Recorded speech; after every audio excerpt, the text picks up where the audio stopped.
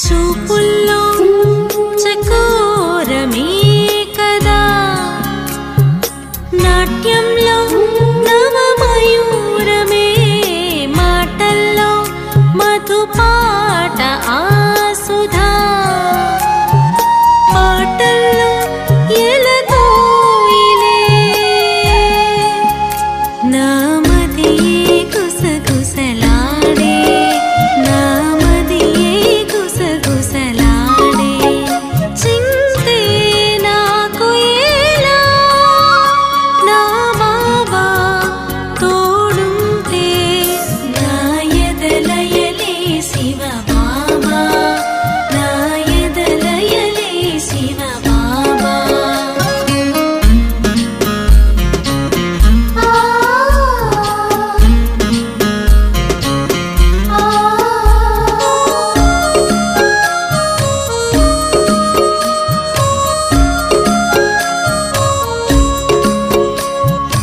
ఊహల్లో ఊగాను ఊయలా, ఆటల్లో ఆనందమే, మెరుపుల్లో మది దోచెగా హలా, నవ్వుల్లో నవరాగమే, నా తలపులలో శివ బాబా, నా వలపుల పల్లకి కాగా, విరిసే చందమామై, బంధిస్తూ బస చేస్తూ, నా మధురిమ సరిగమ బాబా, నా పాటకు పల్లవి బాబా.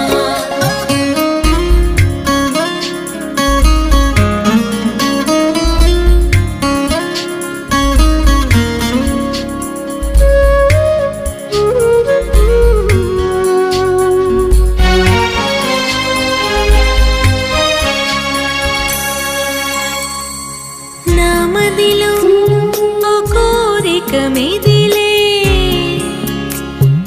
బాబానే బ్రతుకన్నది, రేపవలు నా బాబా లోకమే, ఆ మాటే నా పాటగా, నా ఎదలయలే శివ బాబా, నా ఎదలయలే శివ బాబా. కలలో కలవరంగా, కిలకిలగా ఒక వలగా, నా తలపులలో శివ బాబా, నా ఎదలయలే శివ బాబా, నా మధురిమ సరిగమ బాబా, నా పాటకు పల్లవి బాబా, విరిసే చందమామై, వికసిస్తూ విహరిస్తూ, ఆ కిరణపు వెలుగులు తాకగనే, మనసంతా ఎంతో హాయిగనే, విరిసే చందమామై, వికసిస్తూ విహరిస్తూ, ఆ కిరణపు రేకులు తాకగనే, మనసంతా ఎంతో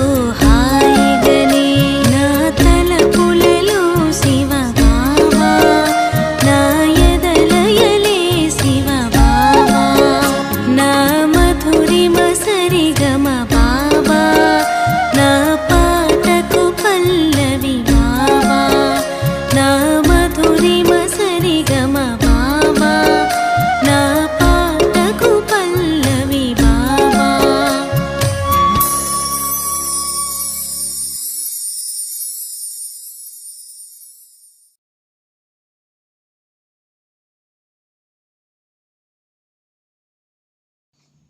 ఓం శాంతి.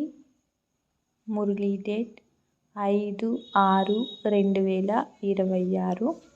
మధురమైన పిల్లలు, ఎప్పుడైతే ఈ పాత ప్రపంచంపై అనంతమైన వైరాగ్యం కలుగుతుందో అప్పుడే తండ్రి జతలో వెళ్ళగలరు. ప్రశ్న: భగవంతుడు సమర్థుడై ఉండి కూడా వారిచే రచించబడిన యజ్ఞంలో విఘ్నాలు ఎందుకు పడతాయి? జవాబు: ఎందుకంటే రావణుడు భగవంతుని కంటే చురుకైనవాడు. అతని రాజ్యాన్ని లాక్కుంటే అతను తప్పకుండా విఘ్నాలు వేస్తాడు. ప్రారంభం నుండి ఈ యజ్ఞంలో డ్రామా అనుసారంగా విఘ్నాలు పడుతూనే వచ్చాయి, పడాల్సిందే. మనము పతిత ప్రపంచం నుండి పావన ప్రపంచంలోకి ట్రాన్స్ఫర్ అవుతూ ఉన్నామంటే తప్పకుండా పతిత మనుషులు విఘ్నాలు కలిగిస్తారు. పాట: ఓ దూరపు బాటసారి ప్రయాణికుడా, ఓ దూర్కే ముసాఫిర్. ఓం శాంతి. మధురమైన ఆత్మిక పిల్లలు, పాటలో ఒక లైన్ విన్నారు. ఎలాగైతే వేద శాస్త్రాలు మొదలైనవి భక్తి మార్గానికి దారి తెలుపుతాయో అలాగే పాట కూడా కొద్దిగా దారి తెలుపుతుంది. వారైతే కొద్దిగా కూడా అర్థం చేసుకోరు. శాస్త్రాలలోని కథలు మొదలైనవి వినడం, వీణలు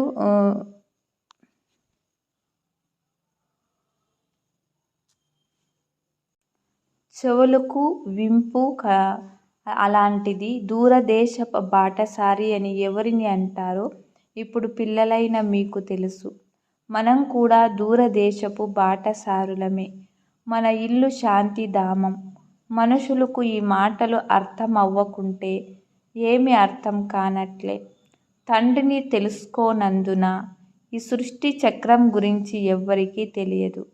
నేను తాత్కాలిక జీవాత్మగా అవుతాను, మీరు స్థిరమైన జీవాత్మలుగా అవుతారని ఇది శివబాబా చెప్తారని ఆత్మలైన మీరు అర్థం చేసుకుంటారు. నేను కేవలం సంగమ యుగంలో మాత్రమే తాత్కాలిక జీవాత్మగా ఉన్నాను. అది కూడా మీ మాదిరిగా కాదు. నేను నా పరిచయం చెప్పేందుకు ఈ శరీరంలో ప్రవేశిస్తాను, లేకుంటే మీకు నా పరిచయం ఎలా లభిస్తుంది?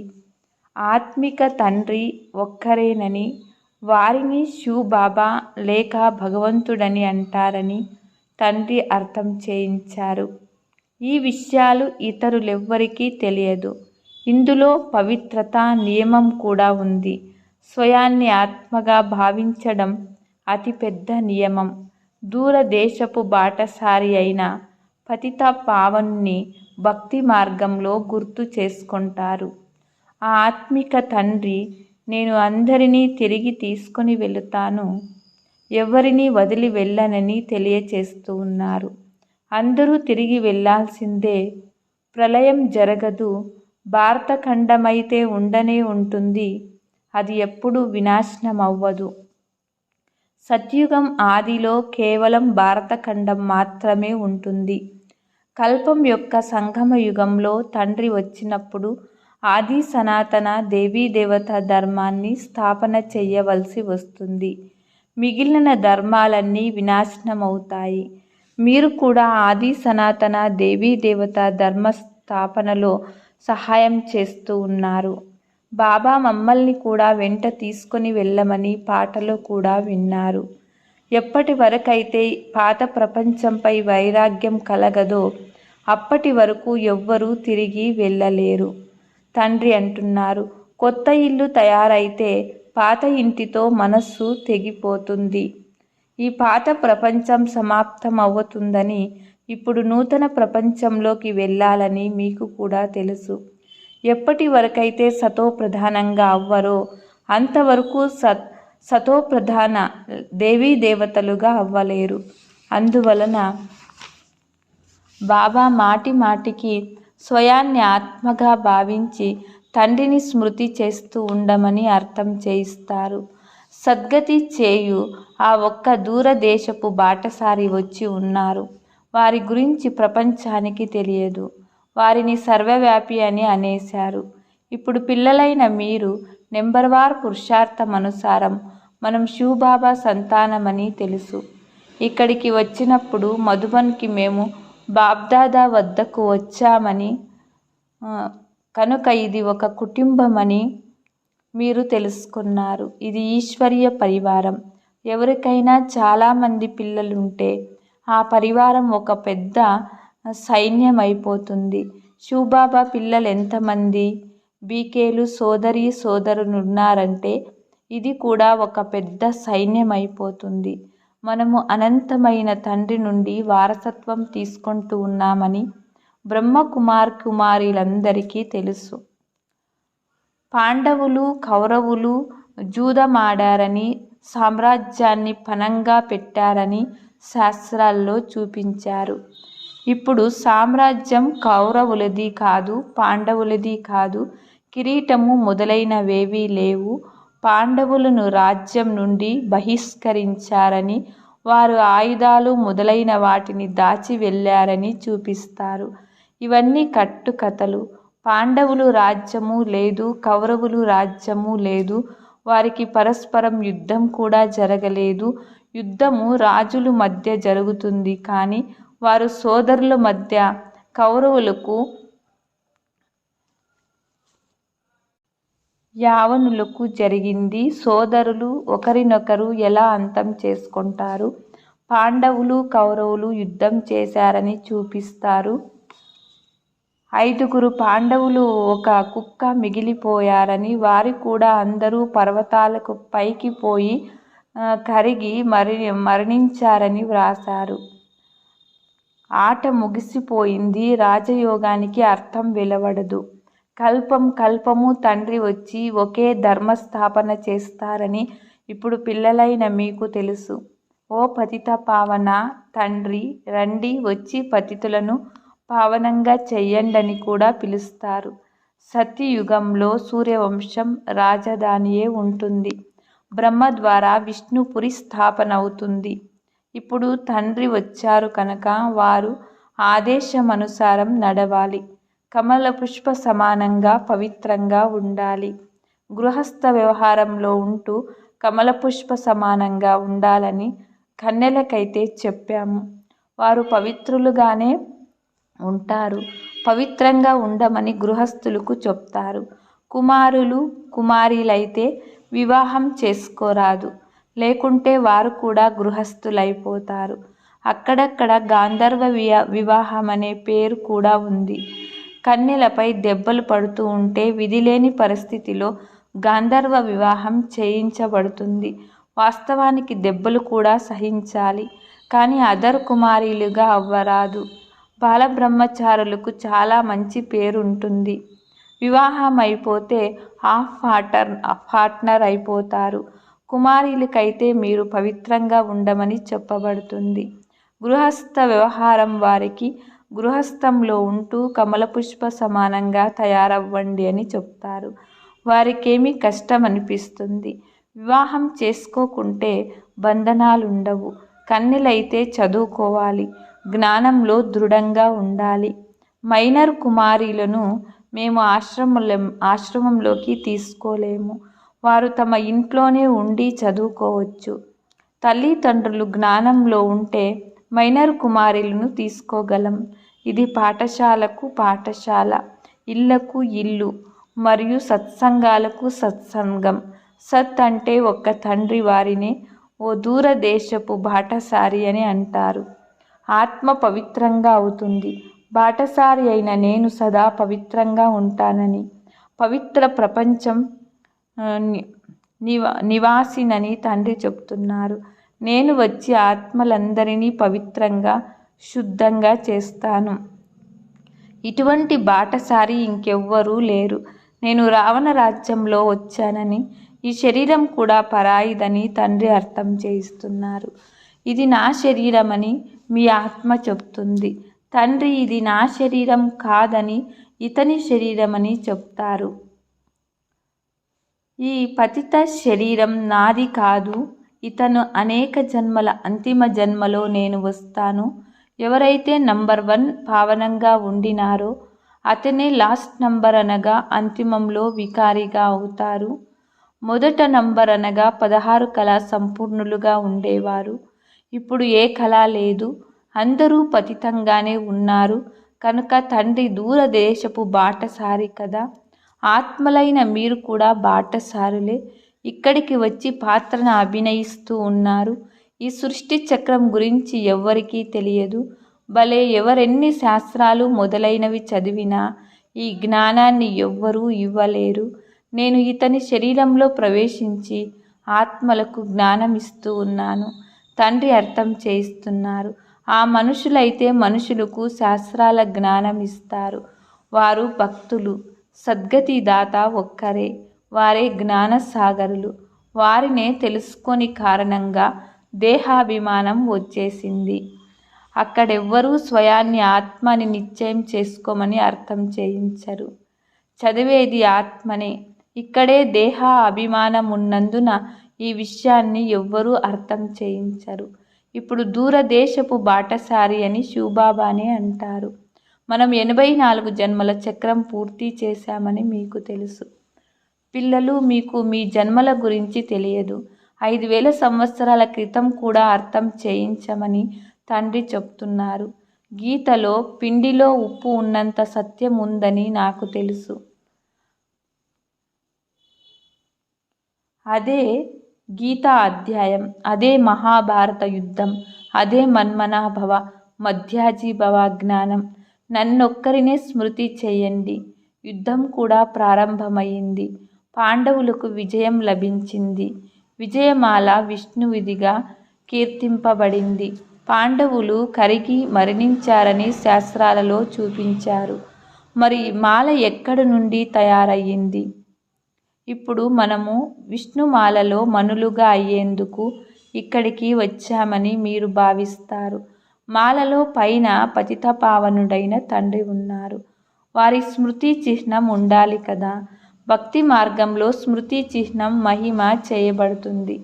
కొన్ని 8 మనులు మాలలో, కొన్ని 108 మనులు మాలలు, కొన్ని 16,108 మాలలు తయారు చేశారు. మీ ఉన్నతమయ్యే కళ ద్వారా అందరికీ మేలు జరుగుతుంది అని పాడతారు. ఇప్పుడు మనది ఉన్నతమయ్యే కళ అని మీకు తెలుసు. మనము మన సుఖధామానికి వెళ్ళిపోతాం. మళ్ళీ అక్కడి నుండి కిందికి ఎలా వస్తాము? 84 జన్మలు ఎలా తీసుకుంటాము? ఈ జ్ఞానమంతా మీ బుద్ధిలో ఉంది. ఈ జ్ఞానాన్ని మర్చిపోరాదు. మన దుఃఖాలన్నీ దూరం చేసేందుకు, శాపాలు నిర్మూలించి సుఖ వారసత్వాన్ని ఇచ్చేందుకు తండ్రి వచ్చారు. రావణుని శాపం ద్వారా అందరికీ దుఃఖం కలుగుతుంది కనుక ఇప్పుడు తండ్రిని వారసత్వాన్ని గుర్తు చేసుకోవాలి. సూర్యవంశీయులైన మనం భారతదేశంలో రాజ్యపాలన చేశాము. మీకు తెలుసు, శివబాబా భారతదేశంలోనే వస్తారు. భారతదేశంలోనే స్వర్గం ఉండేదని గడి గడి బుద్ధిలో గుర్తుంచుకోవాలి. ఎవరైతే 84 జన్మల చక్రంలో తిరిగారో వారు ధారణ తిరగరు. 84 జన్మల చక్రంలో తిరగరో వారు ధారణ చెయ్యరు, ఇతరులతో చేయించరు. వారు 84 జన్మలు తీసుకోలేదని అర్థం చేయించబడుతుంది. వారు ఇక్కడికి ఆలస్యంగా వస్తారు, స్వర్గంలోకి రారు. స్వర్గంలోకి మొట్టమొదట రావడం బాగుంటుంది కదా. కొత్త ఇంట్లో మొదట స్వయమే ఉంటారు, తర్వాత అద్దెకు ఇస్తారు కనుక అది సెకండ్ హ్యాండ్ అవుతుంది కదా. నూతన ప్రపంచం అంటే సత్యయుగం, త్రేతాయుగాన్ని సెకండ్ హ్యాండ్ అని అంటారు. ఇప్పుడు మనం నూతన ప్రపంచమైన స్వర్గంలోకి వెళ్ళాలని మీ బుద్ధిలోకి వస్తుంది. పురుషార్థం చెయ్యాలి. ప్రజల్ని కూడా తయారవుతూ ఉంటారు. మాలలో ఎవరెవరు కూర్చోబడతారో మీకు తెలుస్తూ వస్తుంది. ఒకవేళ ఎవరికైనా నీవు మాలలోకి రావు అని సూటిగా చెప్తే హార్ట్ ఫెయిల్ అవుతారు కనుక పురుషార్థం చెయ్యండి అని చెప్తారు. నా బుద్ధియోగం పెడదావ పట్టడం లేదు కదా అని మిమ్మల్ని మీరు పరిశోధించుకోండి. శివ్ బాబాతో మీకెంత ప్రేమ ఏర్పడుతుందంటే మేము బాబ్దాదా వద్దకు వెళ్తామని శివ్ బాబా నుండి దాదా ద్వారా వారసత్వం తీసుకునేందుకు వెళ్తామని అంటారు. ఇటువంటి తండ్రి వద్దకు చాలాసార్లు వెళ్ళాలి. అయితే గృహస్థ వ్యవహారం కూడా సంభాళన చేయాలి. భలే చాలా ధనవంతులుగా ఉంటారు, కానీ అంత తీరిక ఉండదు. ఎందుకంటే పూర్తి నిశ్చయం లేదు.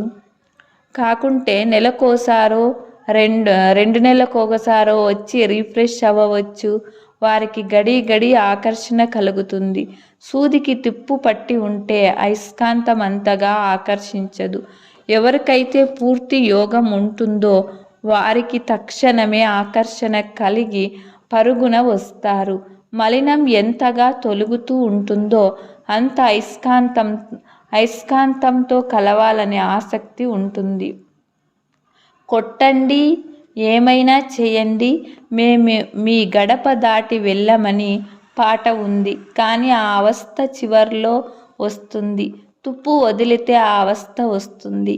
ఓ ఆత్మలారా, భలే మీరు గృహస్థ వ్యవహారంలో ఉండండి, కానీ మన్మనాభవగా ఉండండి అని తండ్రి చెప్తున్నారు. పరుగున పారిపోయి వచ్చి ఇక్కడ కూర్చుండి పోరాదు. రీఫ్రెష్ అయ్యేందుకు సాగరం వద్దకు మేఘాలు రావాలి. మళ్ళీ సర్వీస్ చేసేందుకు వెళ్ళాలి. బంధనాలు సమాప్తమైనప్పుడు సర్వీస్ చేసేందుకు వెళ్ళగలరు.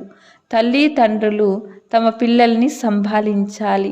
తండ్రి స్మృతిలో ఉండాలి. పవిత్రంగా అవ్వాలి.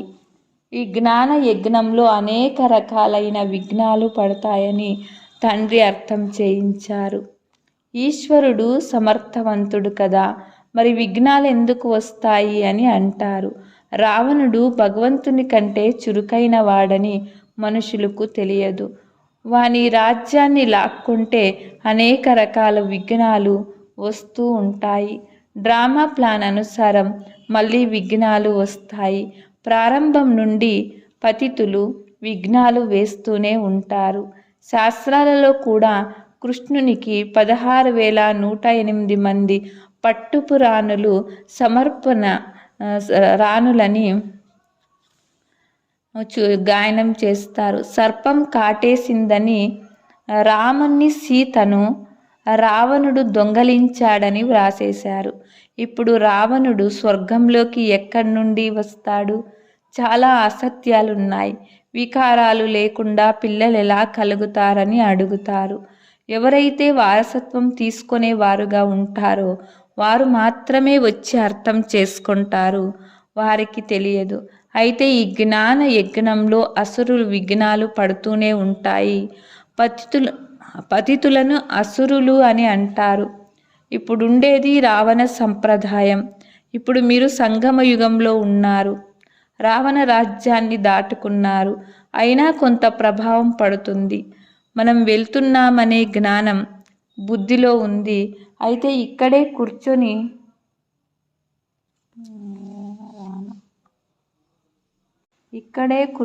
ఉన్న బుద్ధిలో జ్ఞానముంది. ఇక్కడే కూర్చొని ఉన్న వానిపై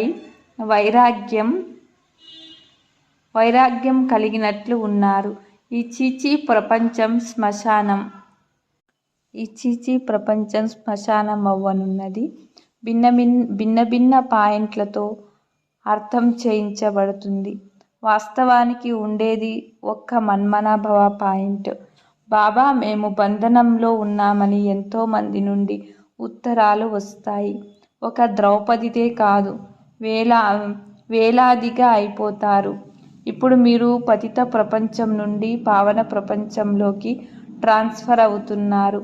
ఎవరైతే కల్పం క్రితం పుష్పాలుగా అయ్యారో మళ్ళీ వారు మాత్రమే వస్తారు. గార్డెన్ ఆఫ్ అల్లా, భగవంతుని పువ్వుల తోట ఇక్కడ స్థాపన అవుతుంది. చూస్తూనే సుఖం అనుభవం అయ్యే మంచి మంచి పుష్పాలు కొంతమంది ఉంటారు. పుష్పాల రాజు అనే పేరు ఉంది. 5 రోజులుంచినా వికసించి ఉంటాయి, వాడిపోవు. సువాసన వ్యాపింపచేస్తూ ఉంటాయి. ఇక్కడ కూడా ఎవరైతే తండ్రిని స్మృతి చేస్తూ స్మృతి కలిగిస్తారో వారి సుగంధం వ్యాపిస్తుంది. వారు సదా సంతోషంగా ఉంటారు. అటువంటి మధురాతి మధురమైన పిల్లలను చూసి తండ్రి సంతోషిస్తారు. వారి ముందు బాబా చాలా బాగా జ్ఞాన డ్యాన్స్ చేస్తారు. మంచిది. మధురాతి మధురమైన అపురూపమైన పిల్లలకు మాత్పితా బాబ్దాదాల ప్రియస్మృతులు మరియు గుడ్ మార్నింగ్. ఆత్మిక పిల్లలకు ఆత్మిక తండ్రి నమస్తే. ఆత్మిక తండ్రికి ఆత్మిక పిల్లలం నమస్తే నమస్తే. ధారణ: జ్ఞానం యోగాలలో దృఢంగా తయారవ్వాలి. ఒకవేళ ఎవరికైనా బంధనం లేకుంటే తెలిసి బంధనాల్లో చిక్కుకోరాదు. బాలబ్రహ్మచారులుగా ఉండాలి. 2వ పాయింట్, ఇప్పుడు మనది ఉన్నతమయ్యే కళ.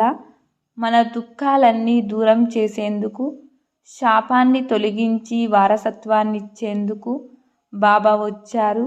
తండ్రిని వారసత్వాన్ని స్మృతి చేసి అపార సంతోషంలో ఉండాలి.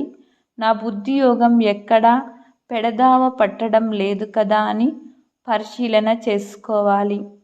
వరదానం: ఈముడ్చుకునే శక్తి మరియు ఎదుర్కొనే శక్తి ద్వారా సేవలో సఫలతను ప్రాప్తి చేసుకునే ఆత్మిక సేవాదారి భవ. ఆత్మిక సేవాదారులకు సేవ తప్ప వేరే ఏదీ తోచదు, కనిపించదు. వారు మనసా వాచా కర్మన సేవ నుండి ఒక్క సెకండ్ కూడా విశ్రాంతి తీసుకోరు. అందువలన వారు బెస్ట్గా అయిపోతారు. సేవలో సఫలతను ప్రాప్తి చేసుకునేందుకు సదా ఇముడ్చుకోవాలి మరియు ఎదుర్కోవాలి. ఇదే మా లక్ష్యము అని వారు సదా గుర్తుంచుకుంటారు. వారు తమ పాత సంస్కారాలను ఇముడ్చుకుంటారు, మాయను ఎదుర్కొంటారు, దైవీ పరివారాన్ని ఎదిరించరు. ఇటువంటి పిల్లలు ఎవరైతే నాలెడ్జ్ఫుల్తో పాటు పవర్ఫుల్గా కూడా ఉంటారో వారినే ఆత్మిక సేవాదారులు అని అంటారు. స్లోగన్: చిన్న చిన్న విషయాలన్నీ పెద్దదిగా చేయకండి, వాతావరణాన్ని శక్తిశాలిగా తయారు చేయండి. అవ్యక్త సూచన: సదా హర్షితంగా ఉండేందుకు మీ నేచర్ని సరళంగా చేసుకోండి, సహనశీలులుగా అవ్వండి. ప్రపంచంలోని జనులు జీవించి ఉన్నప్పటికీ నిరాశ అనే చితపై కూర్చొని ఉన్నారు. ఇటువంటి ఆత్మలను మరజీవిగా చేయండి. కొత్త జీవితాన్ని దానంగా ఇవ్వండి. మీ భాగ్యశాలి హర్షిత ముఖం ద్వారా వారికి ఉత్సాహం రావాలి. మన జీవితం జీవించడం నేర్పించండి. మిమ్మల్ని చూసి వారిలో ధైర్యము, ఉల్లాసము, ఉత్సాహం రావాలి. దీని కొరకు మీ నేచర్ని సరళంగా చేసుకోండి. అంతేకాక సదా కమల పుష్ప సమాన స్థితి యొక్క ఆసనంపై డబల్ లైట్ స్థితిలో స్థితమై ఉండండి. అచ్చా. ఓం శాంతి.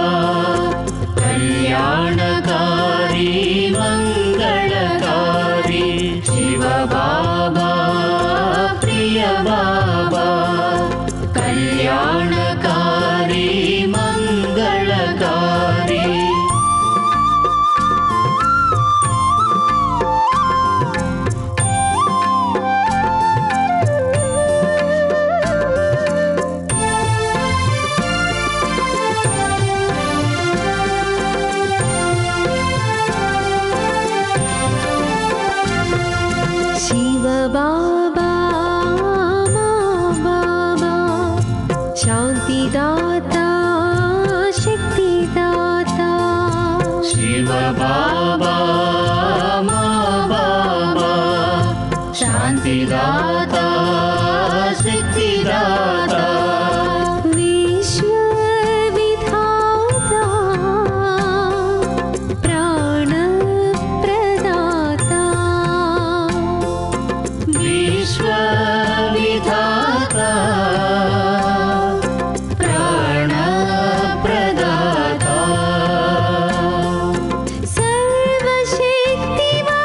सर्वशक्तिवरप्रदाता शिव बाबा मा बाबा शान्तिदाता सिद्धिदाता शिव बाबा मा बाबा शान्तिदाता सिद्धिदाता